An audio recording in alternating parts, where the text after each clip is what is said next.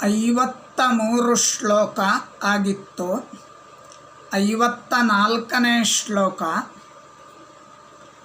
ಅಥಯಂತಾರಮಾದಿಶ್ಯ ಧುರ್ಯಾನ್ ವಿಶ್ರಾಮಯೇತಿ ಸಹ ತಾಮವಾರೋಹಯತ್ ಪತ್ನೀಂ ರಥಾದವತತಾರ ಚ. ಅಥಯಂತಾರಮಾದಿಶ್ಯ ಧುರ್ಯಾನ್ ವಿಶ್ರಾಮಯೇತಿ ಸಹ ತಾಮವಾರೋಹಯತ್ ಪತ್ನೀಂ ರಥಾದವತತಾರ ಚ. ಪದಚ್ಛೇದ. ಅಥ ಯಂತಾರಂ ಆದಿಶ್ಯ ಧುರ್ಯಾನ್ ವಿಶ್ರಾಮಯ ಇತಿ ಸಹ ತಾಂ ಅವಾರೋಹಯತ್ ಪತ್ನೀಂ ರಥಾತ್ ಅವತತಾರ ಚ. ಅಥ ಅವ್ಯಯ. ಯಂತಾರಂ ಯಂತ್ರ ಶಬ್ದ ಋಕಾರಾಂತ ಪುಲ್ಲಿಂಗ ದ್ವಿತೀಯ ವಿಭಕ್ತಿ ಏಕವಚನ. ಯಂತ ಯಂತಾರೌ ಯಂತಾರಃ ಯಂತಾರಂ ಯಂತಾರೌ ಯಂತೃನ್ ಯಂತಾರಂ ದ್ವಿತೀಯ ಏಕವಚನ. ಆದಿಶ್ಯ ಲ್ಯಬಂತ ಅವ್ಯಯ. ಧುರ್ಯಾನ್ ಧುರ್ಯಃ ಅಕಾರಾಂತ ಪುಲ್ಲಿಂಗ ದ್ವಿತೀಯ ವಿಭಕ್ತಿ ಬಹುವಚನ. ವಿಶ್ರಾಮಯ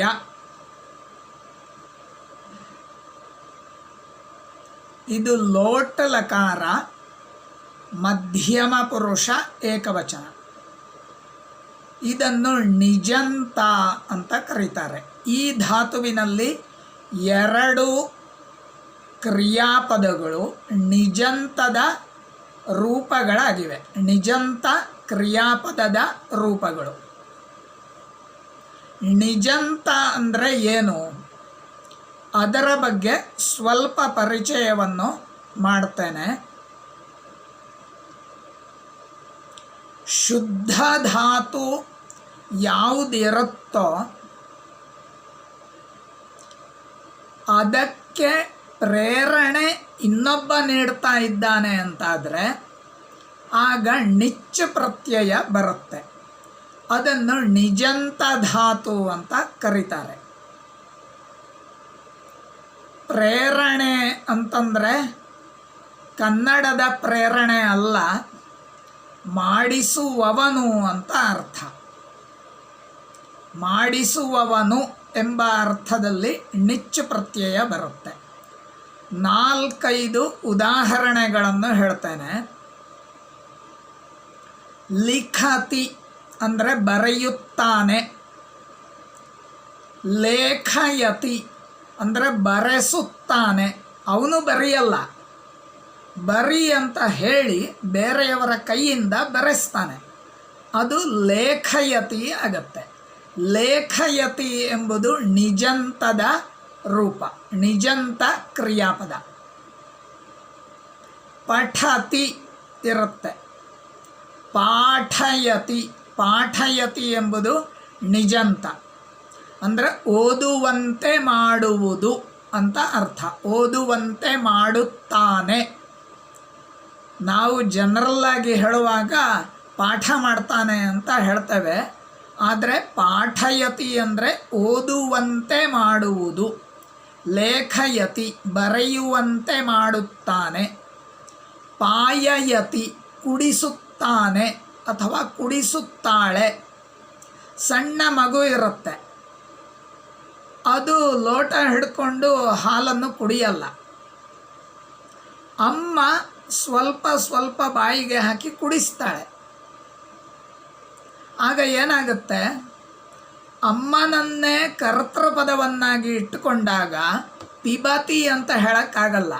ಶಿಶು ಪಿಬತಿ, ಮಗು ಕುಡಿತಾ ಇದೆ. ಶಿಶು ಕ್ಷೀರಂ ಪಿಬತಿ, ಮಗು ಹಾಲನ್ನು ಕುಡಿತಾ ಇದೆ. ಆದರೆ ಅಮ್ಮ ಕುಡಿಸುತ್ತಾ ಇದ್ದಾಳೆ,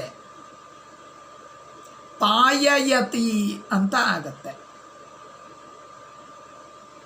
ಮಾತಾ ಕ್ಷೀರಂ ಪಾಯಯತಿ, ಅಮ್ಮ ಹಾಲನ್ನು ಕುಡಿಸುತ್ತಾಳೆ.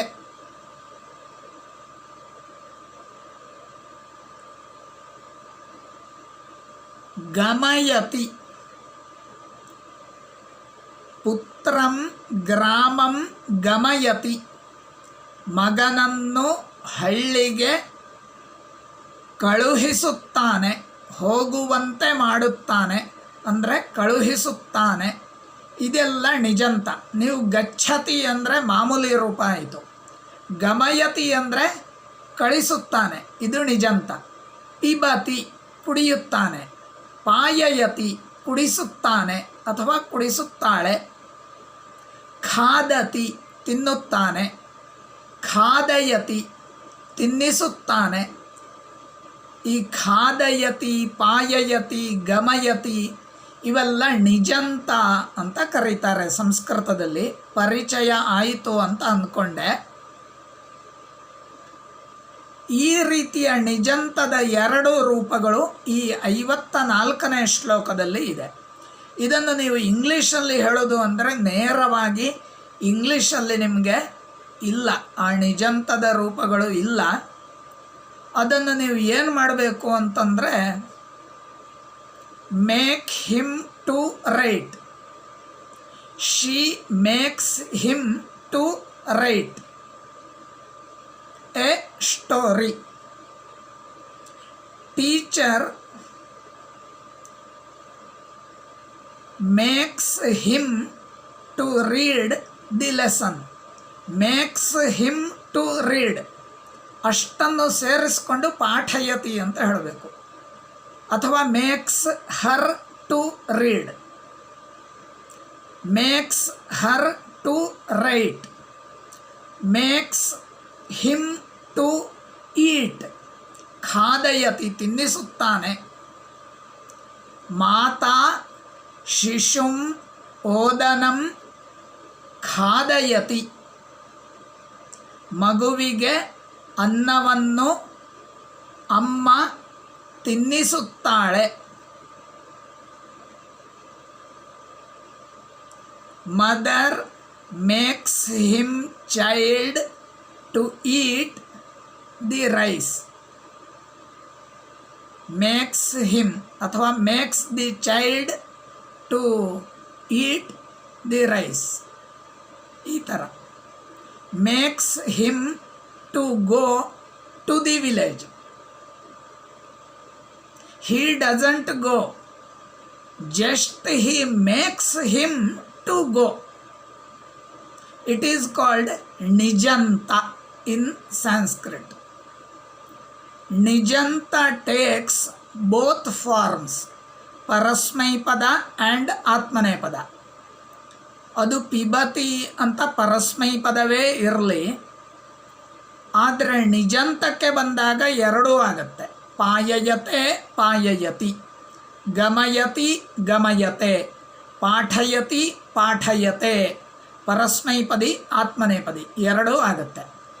ಇಲ್ಲಿ ಈಗ ವಿಶ್ರಾಮ್ಯತಿ ಎಂಬುದು ಶುದ್ಧವಾದ ಕ್ರಿಯಾಪದ. ವಿಶ್ರಾಮಯತಿ ಅಂದರೆ ವಿಶ್ರಾಂತಿ ತೆಗೆದುಕೊಳ್ಳುವಂತೆ ಮಾಡುತ್ತಾನೆ, ಇದು ನಿಜಂತ ಆಯಿತು. ಅದಕ್ಕೆ ಲೋಟ್ ಲಕಾರ ಮಧ್ಯಮ ಪುರುಷ ಏಕವಚನ. ವಿಶ್ರಾಮಯ ಇತಿ ಅವ್ಯಯ. ಸಹ ತದ್ ಶಬ್ದ ಹಿಂದೆ ಹೇಳಿಯಾಗಿದೆ, ಪ್ರಥಮ ವಿಭಕ್ತಿ ಏಕವಚನ. ತಾಂ ಸಾ ತೇ ತಾಹ, ತಾಂ ತದ್ ಶಬ್ದ ಸ್ತ್ರೀಲಿಂಗ, ದ್ವಿತೀಯ ವಿಭಕ್ತಿ ಏಕವಚನ. ಅವಾರೋಹಯತ್ ಇದು ಕೂಡ ಹಾಗೆ ನಿಜಂತ. ರೋಹತಿ ರೋಹತಃ ರೋಹಂತಿ, ಆರೋಹತಿ ಇವೆಲ್ಲ ಶುದ್ಧ ಧಾತು. ಆರೋಹಯತಿ ಎಂಬುದು ನಿಜಂತ. ಹತ್ತುವುದು ಅಲ್ಲ, ರಥವನ್ನು ಏರುವುದಲ್ಲ, ಏರುವಂತೆ ಮಾಡುವುದು. ರಥದಿಂದ ಇಳಿಯುವುದಲ್ಲ, ಇಳಿಸುವಂತೆ ಮಾಡುವುದು ಅಥವಾ ಇಳಿಸುವುದು. ಇಲ್ಲಿ ಅವ ಎಂಬ ಉಪಸರ್ಗ ಇದೆ. ಅವ ಅರೋಹಯತ್, ಲಂಗ್ಲಕಾರ, ಪ್ರಥಮ ಪುರುಷ ಏಕವಚನ. ಇಳಿಸಿದನು ಅಂತ ಅರ್ಥ. ಅವನು ಇಳಿದಿದ್ದಲ್ಲ, ಇಳಿಸಿದನು. ಪತ್ನೀಂ, ಈಕಾರ ಅಂತ ಸ್ತ್ರೀಲಿಂಗ, ದ್ವಿತೀಯ ವಿಭಕ್ತಿ ಏಕವಚನ. ರಥಾತ್, ರಥಃ ಅಕಾರ ಅಂತ ಪುಲ್ಲಿಂಗ, ಪಂಚಮಿ ವಿಭಕ್ತಿ ಏಕವಚನ. ಅವತತಾರ ಇದು ಶುದ್ಧ ಧಾತು. ತರತಿ, ತರತಃ, ತರಂತಿ ಇದರ ಲಿಟ್ ಲಕಾರ ತತಾರ ಅಂತ ಆಗುತ್ತೆ. ಅವ ಎಂಬುದು ಉಪಸರ್ಗ. ಐತಿಹಾಸಿಕ ಭೂತಕಾಲ. ಚ ಎಂಬುದು ಅವ್ಯಯ. ಪದ ಪರಿಚಯ ಆಯಿತು. ದಿಲೀಪ ಮಹಾರಾಜ ಏನು ಮಾಡಿದ? ಅಲ್ಲಿಗೆ ಹೋಗಿ, ಆಶ್ರಮಕ್ಕೆ ಹೋಗಿ ಏನು ಮಾಡಿದ? ಅಥ ಆಮೇಲೆ ಯಂತಾರಂ ಆದಿಶ್ಯ. ಯಂತ ಅಂದರೆ ಸಾರಥಿ, ರಥದ ಸಾರಥಿ. ಅವನಿಗೆ ಆದೇಶವನ್ನು ಮಾಡಿ, ಆದಿಶ್ಯ ಅಂದರೆ ಆದೇಶವನ್ನು ಮಾಡಿ. ಏನು ಆದೇಶ ಮಾಡ್ತಾನೆ? ಏನು ಕಮಾಂಡ್ ಮಾಡ್ತಾನೆ? ಧುರ್ಯಾನ್ ವಿಶ್ರಾಮಯ ಇತಿ.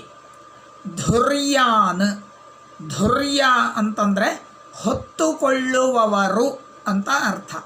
ಅಂದರೆ ಆ ಗಾಡಿಯನ್ನು ಹೊತ್ತುಕೊಂಡು ಬರ್ತಾವೆ ನೋಡಿ.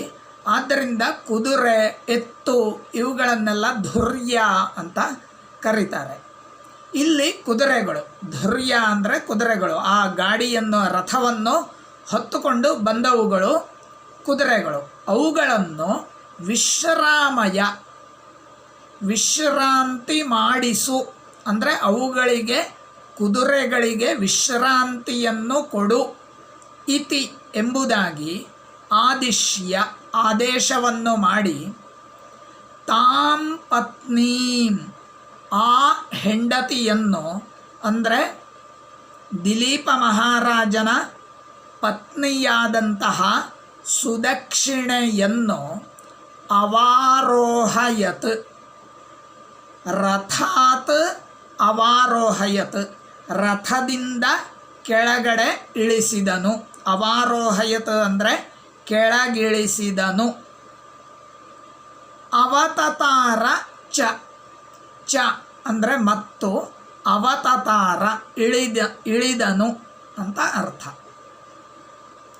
ಅಂದರೆ ಕುದುರೆಗಳೆಲ್ಲ ಬಳಲಿ ಹೋಗಿವೆ, ಅವುಗಳಿಗೆ ವಿಶ್ರಾಂತಿ ಕೊಡು ಅಂತ ಸಾರಥಿಗೆ ದಿಲೀಪ ಮಹಾರಾಜ ಹೇಳಿದ. ಆಮೇಲೆ ರಾಣಿಯನ್ನು ರಥದಿಂದ ಕೆಳಗಡೆ ಇಳಿಸಿದ ಮೊದಲು, ಆಮೇಲೆ ತಾನೂ ಕೂಡ ಇಳಿದ ಅಂತ ಅರ್ಥ. ಶ್ಲೋಕದ ಅರ್ಥ ಇನ್ನೊಮ್ಮೆ ಹೇಳ್ತಾನೆ. ಅಥ ಆಮೇಲೆ ಯಂತಾರಂ ಸಾರಥಿಯನ್ನು ಕುರಿತು, ಧುರ್ಯಾನ್ ಕುದುರೆಗಳನ್ನು, ವಿಶ್ರಾಮಯ ವಿಶ್ರಾಂತಿಗೊಳಿಸು, ಇತಿ ಎಂಬುದಾಗಿ ಸಹ ಆದಿಶ್ಯ ಆ ದಿಲೀಪ ಮಹಾರಾಜನು ಆದೇಶವನ್ನು ಮಾಡಿ. ತಾಂ ಪತ್ನೀಂ ಆ ಹೆಂಡತಿಯನ್ನು ಅವಾರೋಹಯತ್ ಕೆಳಗಿಳಿಸಿದನು. ರಥಾತ್ ಅವತತಾರ ಚ, ಚ ಅಂದರೆ ಮತ್ತು, ರಥಾತ್ ರಥದಿಂದ, ಅವತತಾರ ಕೆಳಗಿಳಿದನು. ಮೊದಲು ಪತ್ನಿಯನ್ನು ಇಳಿಸ್ತಾನೆ, ಆಮೇಲೆ ತಾನು ಇಳಿತಾನೆ ಕೆಳಗಡೆ. ಆಮೇಲೆ 55ನೇ ಶ್ಲೋಕ.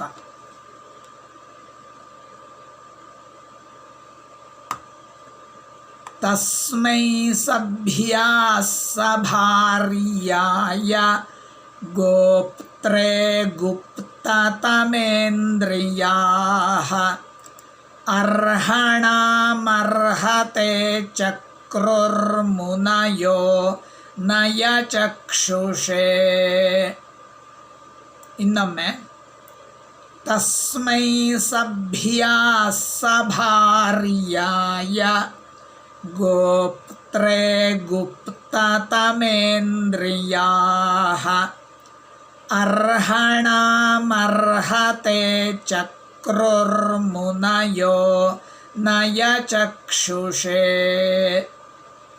ಪದಚ್ಛೇದ ತಸ್ಮೈ ಸಭ್ಯಾಃ ಸಭಾರ್ಯಾಯ ಗೋಪ್ತ್ರೇ ಗುಪ್ತತಮೇಂದ್ರಿಯಾಃ ಅರ್ಹಣಾಂ ಅರ್ಹತೆ ಚಕ್ಷುಃ ಮುನಯಃ ನಯಚಕ್ಷುಷೇ ಚಕ್ಷುಃ ಅಲ್ಲ ಚಕ್ರುಃ ಅರ್ಹತೆ ಚಕ್ರುಃ ಮುನಯಃ ನಯಚಕ್ಷುಷೇ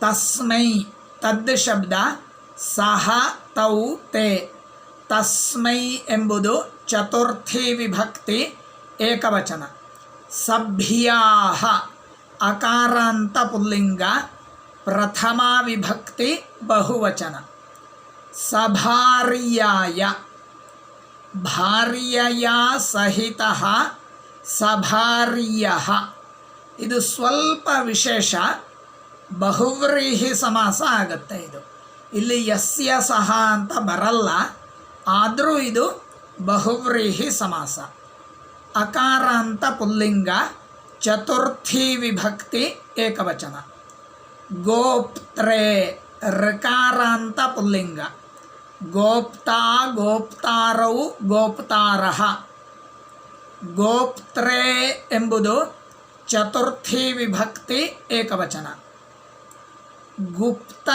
ಗುಪ್ತತಮೇಂದ್ರಿಯಾಃ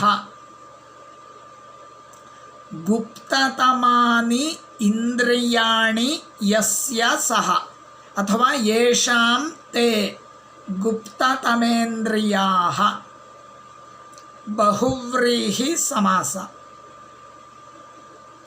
ಅಕಾರಾಂತ ಪುಲ್ಲಿಂಗ ಪ್ರಥಮ ವಿಭಕ್ತಿ ಬಹುವಚನ ಅರ್ಹಣಾಂ ಆಕಾರಾಂತ ಸ್ತ್ರೀಲಿಂಗ ದ್ವಿತೀಯ ವಿಭಕ್ತಿ ಏಕವಚನ ಅರ್ಹತೆ ಅರ್ಹನ್ ಅರ್ಹಂತೌ ಅರ್ಹಂತಃ ಅರ್ಹತೆ ಚತುರ್ಥಿ ವಿಭಕ್ತಿ ಏಕವಚನ ಇದು ಶತ್ರ ಪ್ರತ್ಯಯಾಂತ ಶಬ್ದ ಚತುರ್ಥಿ ವಿಭಕ್ತಿ ಏಕವಚನ ಚಕ್ರುಹು ಇದು ಕರೋತಿ ಕುರುತಃ ಕುರ್ವಂತಿ ಅಂದರೆ ಡುಕ್ರಿನ್ಯಕರಣೆ ಧಾತು ಇದರ ಲಿಟ್ ಲಕಾರ ಆಗುತ್ತೆ ಚಕಾರ ಚಕ್ರತುಹು ಚಕ್ರುಹು ಲಿಟ್ ಲಕಾರ ಅಂದರೆ ಐತಿಹಾಸಿಕ ಭೂತಕಾಲ ಪ್ರಥಮ ಪುರುಷ ಬಹುವಚನ ಮುನಯಃ ಮುನಿಃ ಮುನಿ ಮುನಯಃ ಇಕಾರಾಂತ ಪುಲ್ಲಿಂಗ ಪ್ರಥಮ ವಿಭಕ್ತಿ ಬಹುವಚನ ನಯಃ ಚಕ್ಷುಃ ಯಸ್ಯ ಸಹ ನಯಚಕ್ಷುಃ ಉಕಾರಾಂತ ಶಕಾರಾಂತ ಪುಲ್ಲಿಂಗ ಇದು ಚಕ್ಷುಷ್ ಶಬ್ದ ನಯಚಕ್ಷುಃ ನಯಚಕ್ಷುಷೌ ನಯಚಕ್ಷುಷಃ ನಯಚಕ್ಷುಷೇ ಎಂಬುದು ಚತುರ್ಥಿ ವಿಭಕ್ತಿ ಏಕವಚನ ಆಗುತ್ತೆ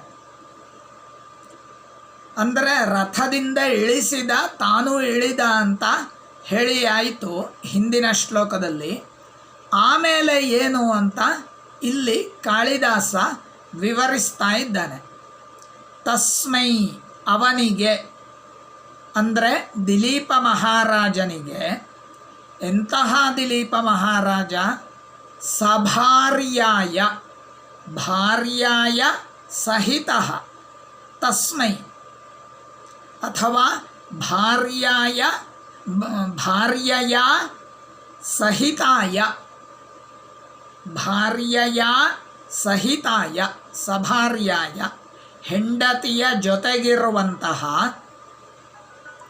ದಿಲೀಪ ಮಹಾರಾಜನಿಗೆ. ಅಷ್ಟು ಮಾತ್ರ ಅಲ್ಲ, ಗೋಪ್ತ್ರೇ ರಕ್ಷಿಸುವವನಿಗೆ, ಗೋಪ್ತಾ ಅಂದರೆ ರಕ್ಷಿಸುವವನು, ಸಾಮ್ರಾಜ್ಯವನ್ನು ರಕ್ಷಿಸುವವನಿಗೆ, ಅರ್ಹತೆ ಪೂಜ್ಯನಾದವನಿಗೆ. ಅಷ್ಟು ಮಾತ್ರ ಅಲ್ಲ, ನಯಚಕ್ಷುಷೆ ದಂಡನೀತಿಯೇ ಕಣ್ಣಾಗಿರುವಂತಹ ರಾಜನಿಗೆ. ಇವೆಲ್ಲವೂ ಚತುರ್ಥಿ ಇರೋದರಿಂದ ತಸ್ಮೈ ಎಂಬುದಕ್ಕೆ ವಿಶೇಷಣ. ಅಂದರೆ ಎಲ್ಲವೂ ಕೂಡ ಈ ಪದಗಳು ಯಾವುದು? ಸಭಾರ್ಯಾಯ, ಗೋಪ್ತ್ರೇ, ಅರ್ಹತೆ, ನಯಚಕ್ಷುಷೆ, ಇವಿಷ್ಟು ಕೂಡ ತಸ್ಮೈ ಎಂಬುದಕ್ಕೆ ಅಂದರೆ ಅವನಿಗೆ, ದಿಲೀಪ ಮಹಾರಾಜನಿಗೆ ಎಂಬುದಕ್ಕೆ ವಿಶೇಷಣ ಆಗುತ್ತೆ, ಆ್ಯಜೆಕ್ಟಿವ್ ಆಗುತ್ತೆ. ಇಷ್ಟು ಶಬ್ದಗಳು.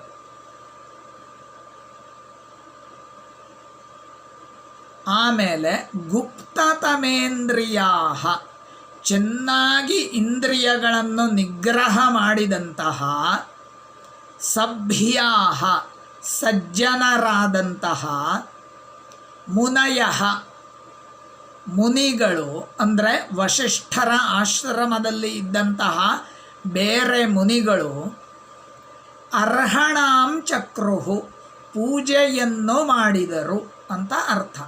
ಅಂದರೆ ಅವನನ್ನು ಗೌರವಿಸಿದರು ಅಂತ ಅರ್ಥ. ರಾಜನಿಗೂ ಕೂಡ ಪೂಜೆ ಮಾಡುವಂಥದ್ದಿದೆ, ತಪ್ಪೇನೂ ಇಲ್ಲ, ಮಾಡ್ತಾರೆ. ಅವನನ್ನು ಗೌರವಿಸಿದರು ಅಂತ ಹೇಳೋದು ತಾತ್ಪರ್ಯ. ಮುನಯ ಗುಪ್ತತಮೇ, ಇನ್ನೊಮ್ಮೆ ಹೇಳ್ತಾನೆ, ಗುಪ್ತತಮೇಂದ್ರಿಯಾ ಅಂದರೆ ಜಿತೇಂದ್ರಿಯರಾದ ಅಥವಾ ಎಲ್ಲ ಇಂದ್ರಿಯಗಳನ್ನು ನಿಗ್ರಹಿಸಿರುವಂತಹ ಮುನಯ ಋಷಿಗಳು, ಗೋಪ್ತ್ರೇ ಸಾಮ್ರಾಜ್ಯ ರಕ್ಷಕನಾದ, ಸಭಾರ್ಯಾಯ ಹೆಂಡತಿಯ ಜೊತೆಗಿರುವಂತಹ, ಅರ್ಹತೆ ಪೂಜ್ಯನಾದಂತಹ, ನಯಚಕ್ಷುಷೆ ದಂಡನೀತಿಯೇ ಕಣ್ಣಾಗಿರುವಂತಹ, ತಸ್ಮೈ ಆ ದಿಲೀಪ ಮಹಾರಾಜನಿಗೆ, ಅರ್ಹಣಾಂ ಚಕ್ರುಹು ಪೂಜೆಯನ್ನು ಮಾಡಿದರು ಅಂದರೆ ಗೌರವಿಸಿದರು ಅಂತ ಅರ್ಥ. ಸಭ್ಯಾಹ ಎಂಬುದು ಕೂಡ ಮುನಯ, ಅದಕ್ಕೆ ವಿಶೇಷಣ. ಸಭ್ಯಾಹ ಮುನಯ ಸಜ್ಜನರಾದಂತಹ ಮುನಿಗಳು, ಅರ್ಹಣಾಂ ಚಕ್ರುಹು ಪೂಜೆಯನ್ನು ಮಾಡಿದರು ಅಂತ ಅರ್ಥ. ನಾಳೆ ನೋಡೋಣ.